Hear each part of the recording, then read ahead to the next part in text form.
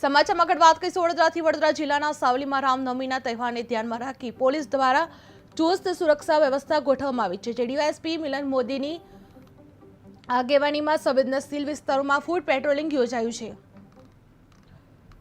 आज रोज सावली police station विस्तार में सावली पोलीस स्टेशन भादरवा मंजूसर तथा डेसर पोलीस स्टेशन थाणाधिकारी पीएसआईश्रीओ तथा पोलीस तमाम स्टाफ साथ सावली विस्तार में रामनवमी आवती काले रामनवमी प्रोग्राम है एने अनुसंधाने जो रूट है रूट पर पोलीस द्वारा तथा जीआरडी जवान द्वारा फूट पेट्रोलिंग करवामां आव्युं तथा एरिया डोमिनेशननी कामगीरी करवामां आवेल छे।